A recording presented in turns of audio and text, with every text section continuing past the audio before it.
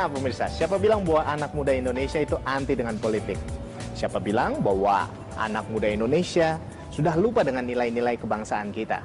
Siapa juga yang bilang bahwa anak muda Indonesia itu tidak peduli dengan segala macam carut-marut permasalahan negeri tercinta kita? Semua jawabannya adalah tidak ketika Anda bertemu dengan sosok muda yang satu ini. Saya Rolando Sambuaga, inilah People and Inspiration bersama Samara Amani. Hari itu saya berkesempatan menemui Samara Amani di salah satu sekolah internasional di daerah Tangerang. Pada kesempatan itu Samara sedang mengisi materi pengajaran di sekolah tersebut mengenai pengenalan profesi dan Samara mewakili sosok seorang politisi. Sementara beberapa sosok lain mewakili profesi dari desainer, tenaga medis, pebisnis, arsitek, dan lain-lain. Di usianya yang baru menginjak 21 tahun, Samara memang sudah memutuskan untuk terjun di dunia politik praktis. Sebelumnya Samara dikenal sebagai sosok anak muda kritis yang kerap menulis artikel terkait berbagai permasalahan di negeri ini. Korupsi dan keadilan sosial kerap menjadi titik perhatian Samara. Belakangan masalah kebangsaan di tengah panasnya suhu politik negeri ini mengundang kegelisahan anak muda yang masih duduk di bangku kuliah ini. Hingga pada akhirnya jalan politik menjadi pilihan Samara untuk melakukan sesuatu bagi Indonesia. Nah, ini orangnya. Hai Samara Amani, apa kabar? Hai, baik dong. Luar biasa. Alhamdulillah Gimana baik. puasanya lancar? Alhamdulillah lancar sampai saat ini. Mantap. Semoga begitu sampai 1 bulan. Siap. Semoga semuanya berjalan dengan lancar dan tambah Amin. berkah lah ya. Amin. Oke, siap. Samara Amani. Jadi selain sibuk nge-tweet sama nulis artikel, sekarang saya dengar, bahkan saya lihat sudah mulai jadi pembicara. Ya. Pembicara untuk siapa sebetulnya? Well, sebenarnya Ngomongin apa? pastinya ngomongin politik kan, Oke, karena mungkin memang ngomongin topik motor ya. Iya. Beda jauh. Oke. Pasti ngomongin politik dan Ya. pastinya ngomongnya sama anak-anak muda. Karena kan emang menurut aku ini lagi momentumnya banget nih buat anak-anak muda untuk terjun ke politik. Sebenarnya kalau misalnya lihat di dunia sendiri emang misalnya Prancis gitu kita lihat ya, ada baru aja presiden Prancis tuh muda banget kan, umur 39 tahun dan dia baru terpilih. Dan kemudian partainya juga partai baru, En Marche. Jadi menurut aku memang ini momentum anak-anak muda juga sih untuk maju dan terjun ke politik. Apalagi ngeliat situasi Indonesia yang ya masih cenderung banyak kelompok-kelompok intoleran yang mencoba untuk ya mengancam Bhinneka Tunggal Ika kita, Pancasila, dan kemudian juga kasus korupsi seperti IKTP. Jadi ada kasus korupsi dan intoleransi yang lagi mencuat banget nih sekarang. Dan menurut aku untuk mengubah itu ya perlu anak-anak muda yang progresif, yang nggak punya kepentingan masa lalu untuk berani terjun ke politik. Jadi Anda peduli sekali dengan bangsa ini. Alhamdulillah sangat peduli. Wow, keren banget. Nah, Harus dong, kita harus peduli. Kalau misalnya kita nggak peduli, nanti siapa mau peduli sama bangsa ini? Kalau kita ingat pejuang-pejuang kemerdekaan kita, misalnya Soekarno, Hatta, Syahrir, mereka itu kan tokoh-tokoh yang berjuang aware secara politik dan berjuang untuk bangsa ini sejak mereka masih muda banget. kita tahu kan banyak stigma bahwa politik kotor. Ya. Politik dijauhi oleh anak-anak muda. Dan saya lihat Anda justru begitu peduli dengan bangsa ini, bahkan terjun di dunia politik. Kenapa? Ketika yang lain lebih memilih mungkin seni. Ya. Ya, politik Ya, juga seni anyway. iya, ya. politik juga Tapi seni. Seperti apa? Tapi gini, memang kadang-kadang kita kan suka frustasi juga ngeliat politik Indonesia mungkin gini-gini aja nggak ada perubahan. Tapi perubahan itu nggak akan bisa dicapai dengan hanya kita berharap pada orang lain yang melakukannya. Dan kemudian kita hanya mengeluh di rumah. Iya. Perubahan itu harus dilakukan kalau kita mau ikut mengubah itu. Nah kalau misalnya kita memang lelah melihat politik Indonesia yang gitu-gitu aja dan keperkesan kotor, ya kita harus masuk ke sana untuk mengubahnya jadi bersih. Karena kalau semakin banyak anak-anak muda, terus orang-orang baik, orang-orang bersih yang terjun ke politik, maka orang-orang yang rakus, yang nggak ngerti apapun, tapi masuk ke politik ini akan tersisih dengan sendirinya. Karena kan masyarakat akan lihat misalnya kita masuk ke parlemen gitu, kita adalah anak-anak muda yang paham nih kita mau ngapain di DPR misalnya. Kemudian kita kerja serius, dan dalam misalnya 5 tahun kita membuktikan bahwa kerja kita tuh bagus, kita ya mungkin nggak 100% berhasil karena ada fraksi lainnya kan, tapi maksudnya kita membuktikan bahwa kerja kita tuh memang betul-betul memperjuangkan aspirasi masyarakat, dan masyarakat akan milih kita semua ketika itu, dan akhirnya orang-orang yang kemarin kerjanya nggak benar dan mereka merasa nyaman karena itu akan mikir-mikir nih, kalau sampai saya kerja nggak benar nanti bisa tersisih sama anak-anak muda ini yang kerjanya benar dan mereka diapresiasi masyarakat loh kinerjanya gitu. Nah, kamu kan masih muda banget nih Samara ya, masih ya kuliah, masih kuliah? Masih kuliah. Nah, itu dia, masih kuliah. Nah, terus sempat ragu nggak sih ketika pertama kali, oke gue di politik? Ragu nggak? Seperti apa Sempet. waktu itu? Jadi waktu kalau lihat statement-statement aku ya, kalau lihat sidang Mahkamah Konstitusi, waktu itu aku sidang di MK membela calon independen untuk judicial review, uji materi. Ketika itu tuh aku kerjanya ngatain partai politik itu dari awal sampai akhir bilang partai politik nggak pernah mendengarkan aspirasi rakyat, partai politik itu hanya mewakili kepentingan pribadi. Sampai salah satu hakim MK tuh menanyakan, kenapa sih kamu tuh segitu sensitifnya dengan partai politik? Persepsi kamu tentang partai politik itu apa? Ya, kenapa? Dan aku bilang mengatakan bahwa coba sekarang lihat. Dari 10 fraksi di Senayan, mana yang betul-betul memperjuangkan aspirasi kita sebagai rakyat. Dan konsisten gitu, nggak ada yang konsisten. Jadi itu salah satu kekecewaan aku terhadap partai politik ketika itu. Tapi kemudian dengan seiring perjalanan waktu dan ketika aku magang juga, melihat banyak hal yang bisa kita lakukan kalau kita berada dalam politik, dalam pemerintahan, aku merasa kayaknya harus masuk ke politik agar nggak ada segelintir orang, oligarki yang mengambil keputusan politik dan kemudian mengubah hidup kita dari keputusan politik itu gitu. Karena kan apapun yang kita lakukan dalam hidup ini, saat ini kita bernegara, mungkin kita sekarang ngobrol-ngobrol di sini, itu kan keputusan politik dan karena itu aku pengen sih masuk ke sana buat mengubah itu. Ini keren. Kan masih muda banget, respon orang tua gimana nih? Kamu masih kecil, masih baru masih kuliah, gimana nanti ke depannya? Orang tua bakal apa responnya waktu itu? Alhamdulillah orang tua aku sih support ya, karena bagi mereka kan walaupun mereka bukan latar belakangnya juga bukan politik, tapi mereka support karena bagi mereka kalau misalnya kamu punya nilai-nilai yang kamu perjuangkan dan itu memang bisa direalisasikan lewat politik, ya kenapa enggak? Dan mungkin orang tua aku juga berpikir bahwa nilai-nilai yang aku perjuangkan dalam politik ini kan nilai-nilai yang mulia sebenarnya, nilai untuk melawan korupsi, nilai untuk melawan intoleransi, nilai untuk mewujudkan keadilan dalam bentuk misalnya memberi jaminan pendidikan ke masyarakat, jaminan kesehatan ke masyarakat.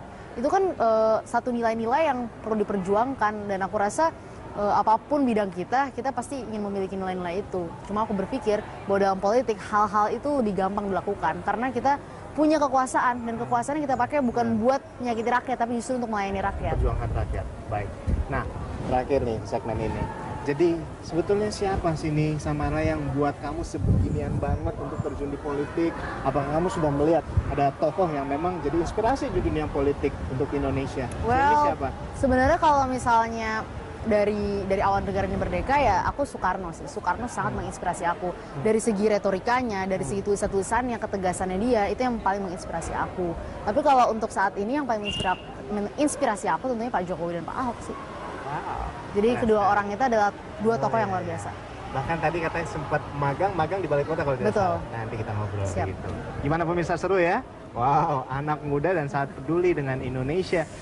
Untuk itu, tetaplah di People and Inspiration. Sesaat lagi kami akan segera kembali dengan pembicaraan yang lebih.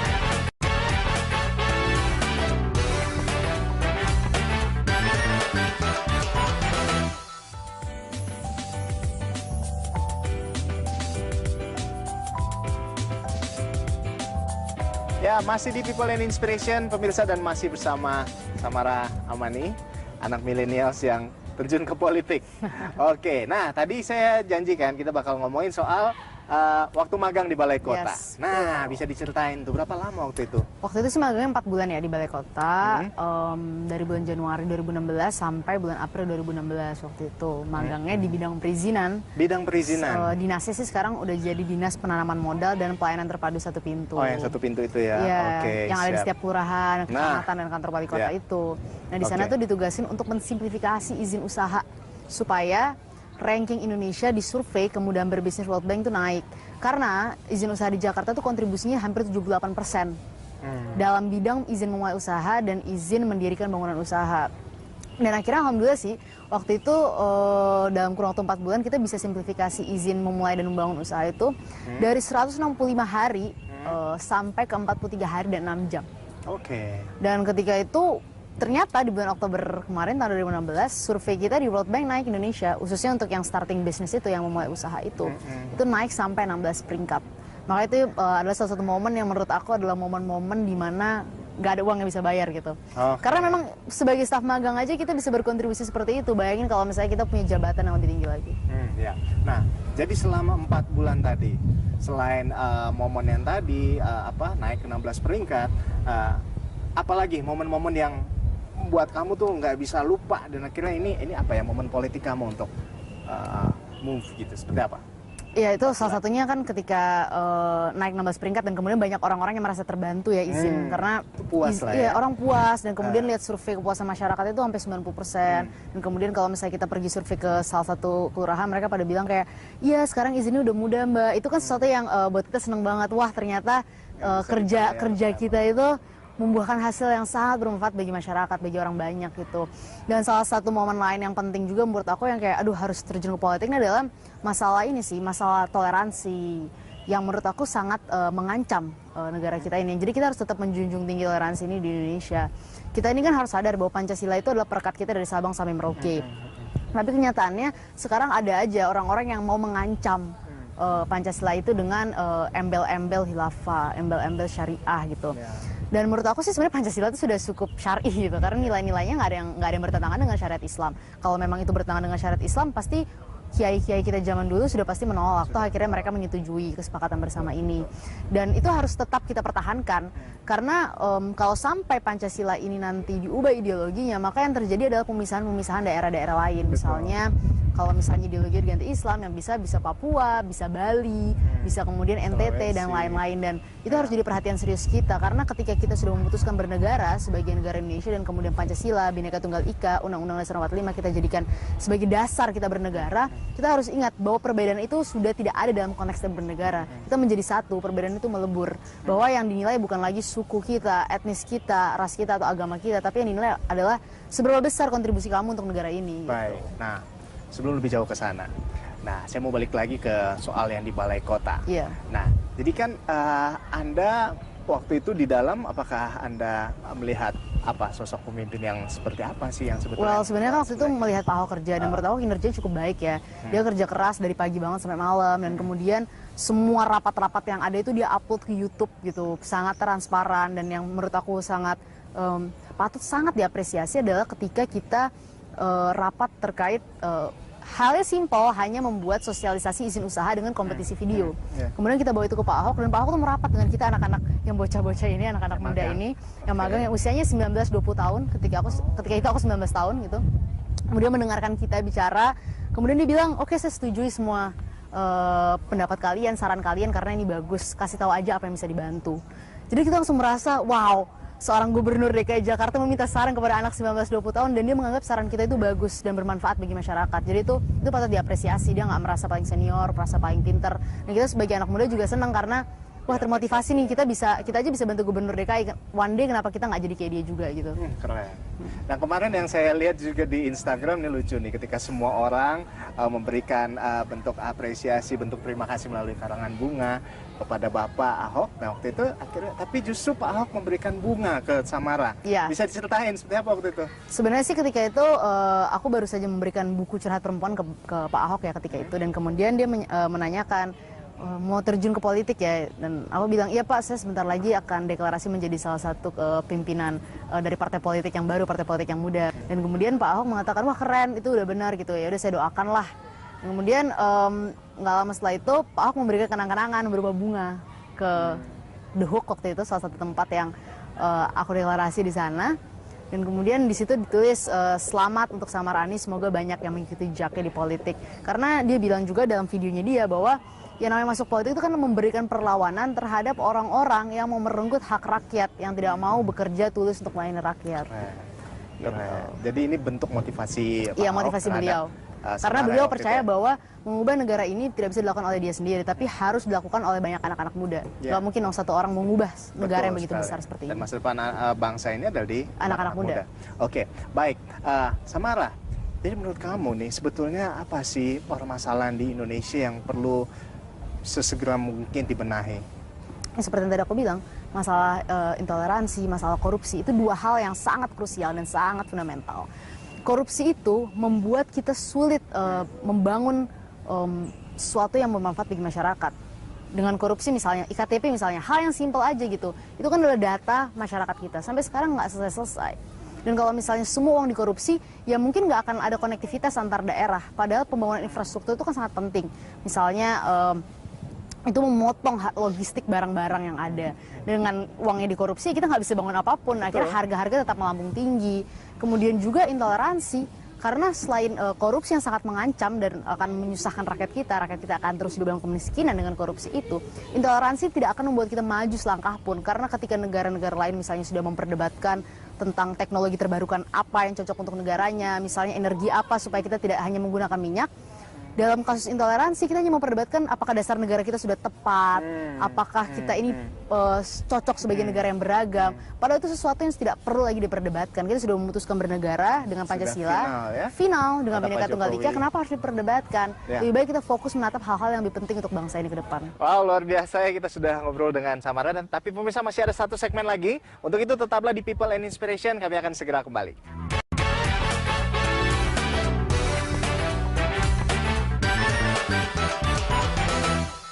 Oke, Samara, kita sekarang duduk aja dulu ya biar lebih santai. Ya. Anyway, ini kan masih ya millennials ya.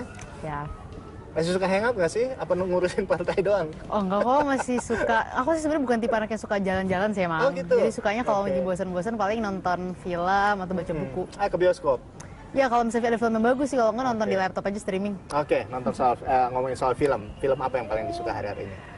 Kartini bagus. Kartini, oke. Musik, suka musik gak? Aduh, aku tuh paling nggak up to date soal musik. Teman-teman aku kan suka ngeledekin aku tuh. Jangan-jangan kamu ngertinya lagunya cuma Indonesia Raya ya? Karena saking nggak up to date banget soal musik gitu. Parah. Jadi musik agak film lah, lebih ke film lah ya. Iya, lebih film lah. Oke, film. Idola? Idola di film. Idola, boleh di dunia seni siapa? Kalau politik kan Soekarno ya. Gitu ya. Sebenarnya Soekarno juga bisa diidolakan dalam bidang seni, tapi sebenarnya iya, dia lukis juga. Iya, kan? dia melukis. Tapi kalau misalnya untuk artis Indonesia sih aku suka Reza Rahadian sih, atau Mas Adi MS, aku suka sama dia. Adi MS, oke. Gue juga suka sih kemarin. Suka lah, maksudnya suka sama dia. Kalau Reza Rahadian dia bisa main semua film. Apapun tokohnya, Reza lah tokohnya. Oke. Baiklah. Sip. Samara, balik lagi ke politik nih. Nah, jadi kan kamu nih kan ada garis keturunan Arab ya? Yes. Tapi tumbuh besar di Indonesia. Betul. Which is beragam. Bagaimana Anda melihat hal ini? Sebenarnya sih aku nggak pernah merasakan, karena memang lahirnya di Indonesia ya, jadi aku nggak pernah merasakan bahwa keturunan Arab itu adalah satu hal yang membuat aku jadi berbeda dengan teman-temanku yang mungkin Indonesia asli lainnya dalam tanda kutip ya. Misalnya dia yang Jawa, dia yang mungkin orang Sumatera. Ya aku sebagai keturunan Arab kan juga lahir sama-sama di sini. Sama teman-teman yang keturunan Tionghoa kan juga lahir di Indonesia di sini. Dan ketika kita lahir di sini ya pasti kita merasa sama memilikinya terhadap negara ini dengan teman-teman kita yang mungkin orang Jawa, orang Sumatera, orang Papua dan lain-lain. Ini negara kita bersama, jadi nggak perlu dikotak-kotakan karena keturunan Arab, karena keturunan Tionghoa, atau karena mungkin dia memang orang Jawa, orang Sumatera. Itu nggak penting lagi, karena yang paling penting apa yang kita bisa berbuat bagi negara ini gitu. Nggak penting juga jadi orang Jawa, jadi orang Sumatera kalau nggak berbuat apapun. Sama juga nggak penting jadi keturunan Arab, nggak penting jadi keturunan Tionghoa, tapi kalau kontribusi kita tuh nol bagi negeri ini. Nah, ya. Apa yang membuat kamu begitu cinta dengan Indonesia? Ya karena ini rumah kita bersama, kita lahir di sini, kita dibesarkan di sini. Kalau misalnya kita punya rumah, tentu kita nggak mau membakar rumah kita sendiri. Kita nggak mau ada apa-apa terhadap rumah kita. Dan kita analogikan Indonesia seperti rumah kita. Saya pribadi nggak mau, aku nggak mau lihat Indonesia terbakar oleh orang-orang yang memang tidak pernah menganggap ini rumahnya. Jadi kan Indonesia ini mengalami bonus demografi.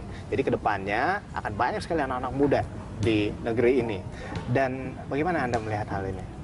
Ya itu justru kekuatan kita ya, tapi kekuatan itu kan harus juga disertai dengan gimana ya, kekuatan itu tuh jangan diartikan bahwa oke, itu kekuatan kita dan kita akan menjadi hebat karena semata-mata bonus demografi itu.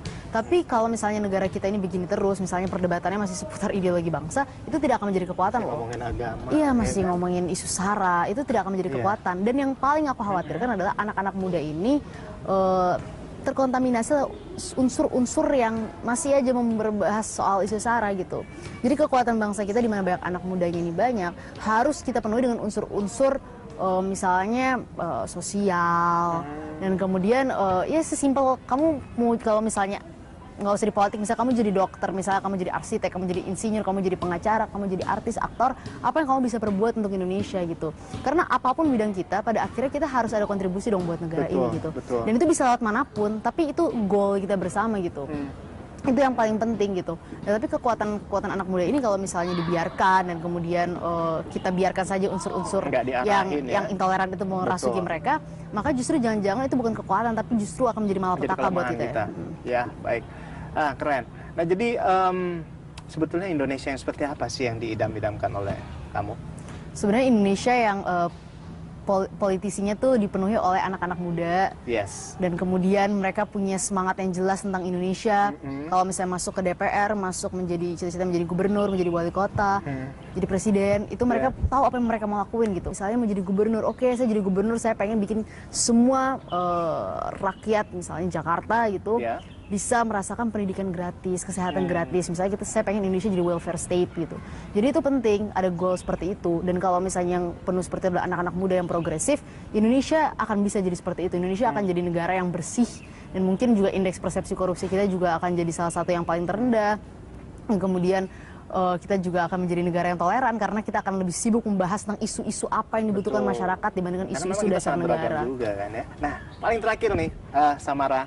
Jadi apa yang mau kamu sampaikan terhadap anak-anak muda sekarang yang mungkin lagi nonton ini agar mungkin bisa lebih peduli lagi terhadap kondisi bangsa atau mungkin yang pengen terjun di dunia politik dan sebagainya, apa pesan kamu? Nah, kalau menurut aku begini, kalau kalian memang sayang sama Indonesia, kalian memang peduli sama Indonesia, maka kalian harus lebih peduli terkait politik. Kalian harus lebih sering baca berita, kalian harus pahami masalah-masalah apa aja yang dihadapi bangsa kita. Karena apapun yang kita rasakan hari ini adalah keputusan politik. Jangan sampai misalnya kita duduk di sini sekarang bisa fun gini aja, itu direnggut karena perubahan ideologi dasar negara gitu. Jadi itu penting untuk kita terus mengawasi ini. Dan jangan pernah takut untuk bicara, karena kalau bukan kita yang bicara lalu siapa lagi gitu. Jangan pernah takut juga untuk berkontribusi lebih bagi negara ini, karena kalau misalnya tidak ada yang mau berkontribusi bagi negara ini, maka lama-lama negara kita akan hancur, bisa jadi Suriah, bisa jadi Afghanistan gitu. Dan kemudian yang lebih penting lagi, jangan takut juga untuk terjun ke politik karena merasa masih muda. Karena ingat, semua orang yang memperjuangkan kemerdekaan bangsa ini dimulai dari muda. Soekarno, Hatta, Syahrir itu berpolitiknya sejak muda, bukan ketika mereka tua. Umur mereka ketika 40 tahun, ketika 30 tahun, mereka sudah menjadi presiden, menjadi wakil presiden, sudah menjadi perdana menteri. Jadi kita memulai dari muda, dan ketika nanti kita sudah tua, lebih baik kita kembali menjadi negarawan, bukan justru ngurusin politik-politik yang nggak penting lagi. Terima kasih banyak. Makasih. Samara sudah menginspirasi hari ini, maju terus dan lakukan yang terbaik buat Indonesia. Amin.